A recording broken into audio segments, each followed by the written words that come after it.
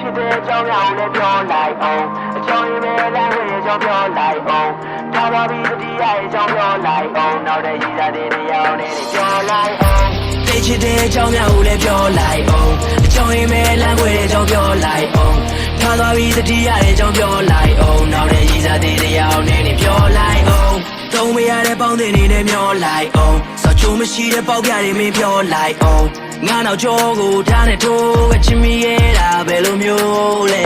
နောက်ထပ်မရှိတော့ပါပတ်သက်ခြင်းများနှုတ်ဆက်လိုက်တော့ငါရဲ့မေးတဲ့ရှိုးတို့စင်များအမှန်မရှိမနဲ့ထီအလွမ်းတို့သေးအောင်တတ်သည်ရှေ့ဆက်ဖို့ဖြစ်နေတော့မင်းနဲ့ငါပြတ်ပြီးရွက်တို့ချွေလာပြီးငါရဲ့တွင်မျောလွင်ငယ်တနေရစီမင်းထားခဲ့တဲ့ຫນွေရသည်တစ်ပိုင်းတစ်စားအလွမ်းများနဲ့ငါသေးပါပြီ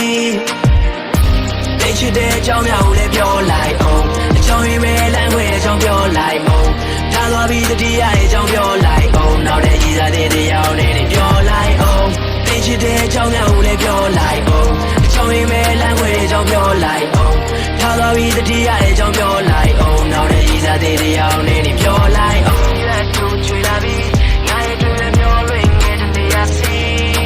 မင်းထားခဲ့တဲ့ຫນွေရသည်တစ်ပိုင်းတစ်စားအလွမ်းများနဲ့ငါသေးပါပြီစူးများနဲ့ပြင်းနေတဲ့နေစီဖန်ဆုပ်ထားခဲ့ပြီးတော့ငါချစ်တန်ရာတွင်တီမေတော့ပါဘူးငါဘဝရောက်စင်မရှိကွဲပြားချမ်းသာလုံးနဲ့မင်းနဲ့ငါစီရိုက်ချင်းမညီမစင်တော့ပဲတွေးမိနေတယ်နှချီချက်တို့အားလုံးချင်းနဲ့မှတဲ့မုံမေဖို့ခံမလွယ်ပေမဲ့ဘလောင်နဲ့ဆုံးသက်လိုက်တာဟာဖြေပဲခစားချလို့ရပြောသွားပြီမင်းမဆုံးမင်းနဲ့ချစ်ခဲ့မိရဲ့မာကြီးနေနဲ့ဝေးဆုံးငါထွက်သွားပြီအမရဟောင်းလေးလည်းသူဆုံးသွားပြီသိချစ်တဲ့အကြောင်းများကိုလည်းပြောလိုက်အောင်အကြောင်းရင်းပဲလမ်းခွေအကြောင်းပြောလိုက်အောင်ထားသွားပြီးတတိယအကြောင်းပြောလိုက်အောင်နောက်တဲ့ရည်စားတဲ့တရားနဲ့ပြောလိုက်အောင်သိချစ်တဲ့အကြောင်းများကိုလည်းပြောလိုက်အောင်အကြောင်းရင်းပဲလမ်းခွေအကြောင်း